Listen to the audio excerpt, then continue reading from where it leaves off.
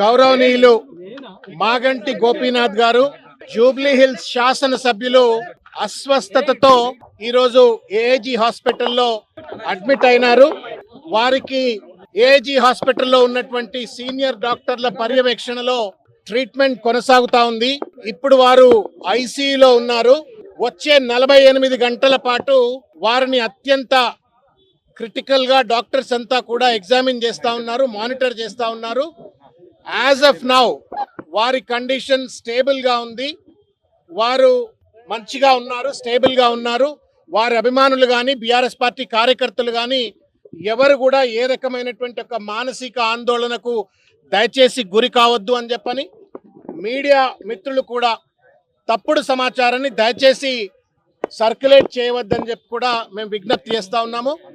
కేసీఆర్ గారి యొక్క ఆదేశాల మేరకు ఇవాళ సీనియర్ శాసనసభ్యులు తర్వాత మాజీ మంత్రివర్యులంతా కూడా ఇవాళ హాస్పిటల్లో ఉంటూ డాక్టర్ల యొక్క వైద్యానికి సంబంధించిన అంశాన్ని అంతా కూడా మానిటర్ చేస్తూ ఉన్నారు.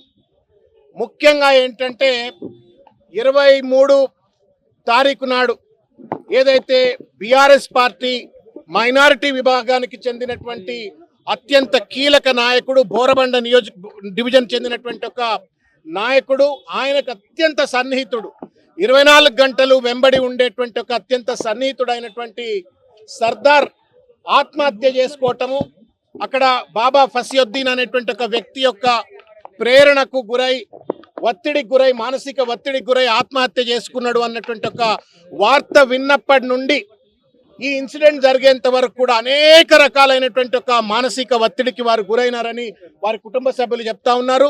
తినమంటే తినకుండా, నిద్రపోకుండా ఎప్పుడు సర్దార్నే తలుచుకుంటూ నా కుడి భుజం పోయింది అని చెప్పని బాధపడ్డాడు అని చెప్పని వాళ్ళ కుటుంబ సభ్యులు చెప్తా ఉన్నారు. దానికి తోడుగా పోలీసులు చర్య తీసుకోండి, సర్దార్ వీడియో తీసి మరి కంప్లైంట్ ఒక రకంగా ఇచ్చిన తర్వాత కుటుంబ సభ్యులు చెప్పిన తర్వాత కూడా పోలీసులు ఏమాత్రం చర్య తీసుకోవట్లేదు అని చెప్పని వాపోయినరు అని సాక్షాత్తు కూకట్పల్లి శాసనసభ్యులైన కృష్ణారావు గారితో దాదాపు ఇవాళ కలిపి దాదాపు 10-12 సార్లు ఫోన్లో మాట్లాడి గంటలు మాట్లాడి పోలీసులు ఈ రకంగా ఎందుకు వ్యవహరిస్తూ ఉన్నారు?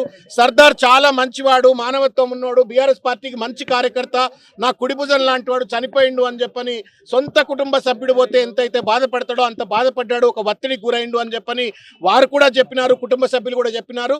మొత్తానికి మానసిక ఒత్తిడితో ఆ స్ట్రెస్కు తట్టుకోలేక ఈరోజు ఈ యొక్క దుస్థితి ఇవాళ మాగంటి గోపీనాథ్ గారికి వచ్చింది. భగవంతుడిని మేము బీఆర్ఎస్ పార్టీ కార్యకర్తలుగా, నాయకులుగా మేమంతా ప్రార్థిస్తా ఉన్నాం. ప్రజల్ని కూడా మేము విజ్ఞప్తి చేస్తా ఉన్నాము. వారి ఆయురారోగ్యాల కోసం వారు మంచిగా ఒక 48 గంటల్లో వెంటనే కూడా రికవర్ అయిపోయి ఆరోగ్యాలతో ఆయురారోగ్యంతో బయటికి రావాలని చెప్పని భగవంతుడిని ప్రార్థించాలా, ఎక్కడికక్కడ పూజలు చేయాలని చెప్పని కూడా మేము విజ్ఞప్తి చేస్తా ఉన్నాం. మంచి నాయకుడు, మా ప్రజలకు అందుబాటులో ఉండే నాయకుడు కాబట్టి ఆయన బాగోగు కోసం అందరూ కూడా భగవంతుడిని ప్రార్థించాలని చెప్పని విజ్ఞప్తి చేస్తా ఉన్నాం.